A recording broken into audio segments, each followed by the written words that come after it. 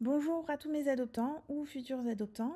Si vous êtes ici, c'est que vous avez une réservation en cours à la chatterie ou que vous planifiez d'adopter un chaton Nekoba dans les prochains mois ou prochaines années, ça arrive aussi, et que vous avez décidé de suivre cette playlist que je fais un petit peu sous forme de podcast.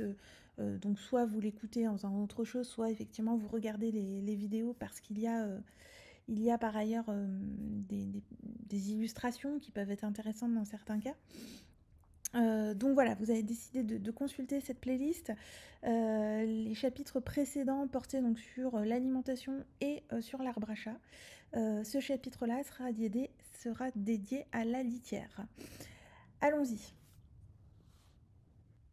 Donc tout d'abord, on va parler du bac à litière, ce qu'il faut éviter, ce qu'il faut comprendre pour éviter les soucis de malpropreté.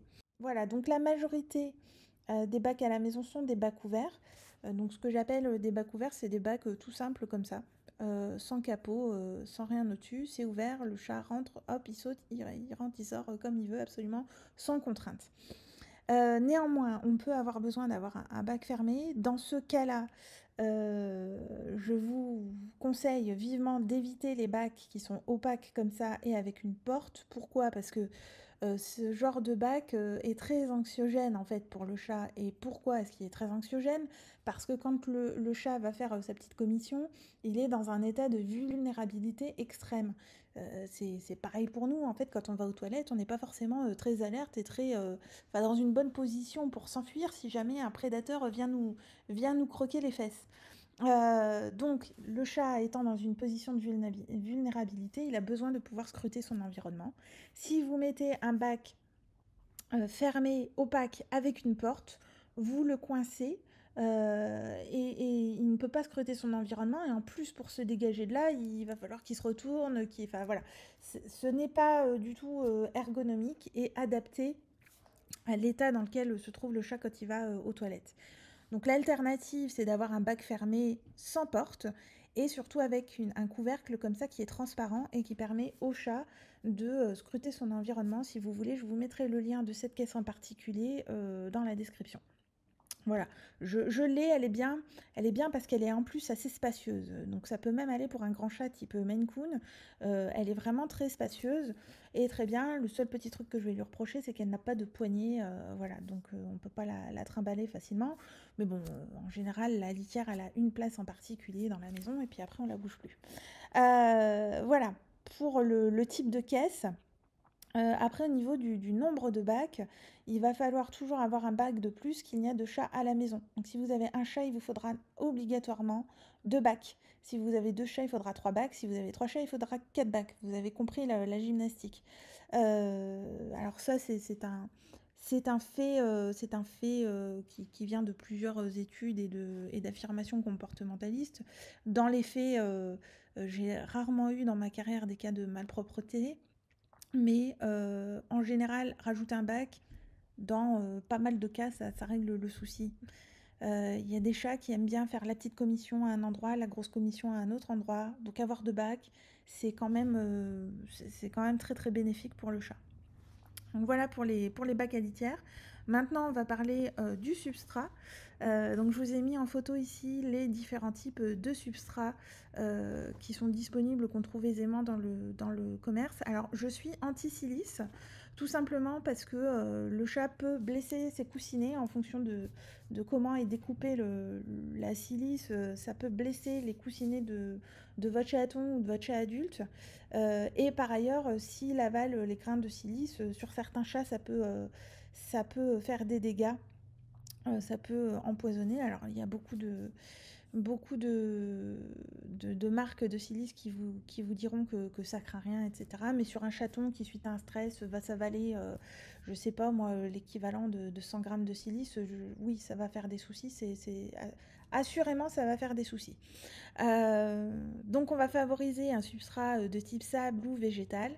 Et surtout, surtout, sans parfum. La litière ne doit jamais être parfumée.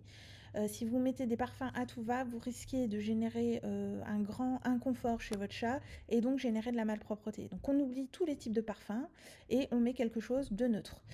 Donc que ce soit de la litière minérale comme ça, là, le classique Katsan ou une litière minérale agglomérante ou des pelés ou une litière végétale comme la Wooden Pearl que nous on utilise à la chatterie, peu importe, mais il ne doit surtout pas y avoir d'odeur.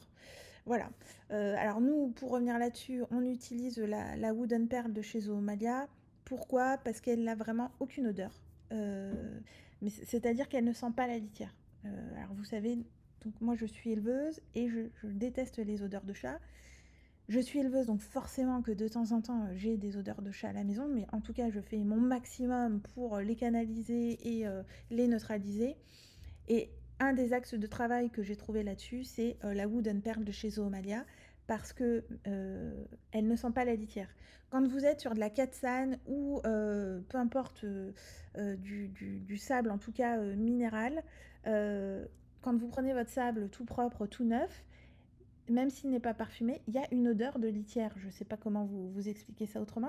Ça sent la litière. La litière propre, mais ça sent la litière. Et moi, je déteste cette odeur.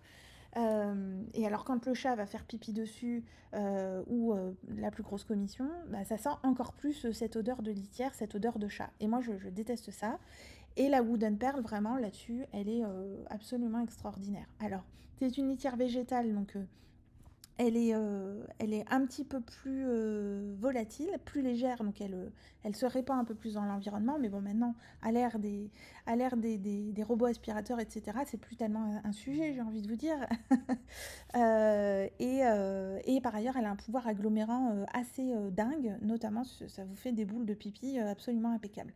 Donc vraiment, la Wooden Pearl, c'est ma litière favorite. Après, vous pouvez très bien utiliser un sable minéral au type Katsan tout à fait classique. Les chats aiment beaucoup aussi ce genre de litière et au moins ça a le mérite de moins se disperser dans l'environnement. Voilà, pour le substrat de la litière et les bacs à litière, je pense que je vous ai tout dit. Si vous avez des questions, laissez-moi un commentaire ou passez-moi un message sur le site de la chatterie. Donc c'est www.chatterie-nekoba.com. Et puis si cette vidéo vous a été utile, que vous l'avez aimée, vous pouvez aussi la liker, la commenter et vous abonner. On vous enverra en remerciement des ronrons par la pensée. Je vous souhaite une très bonne journée et à très bientôt.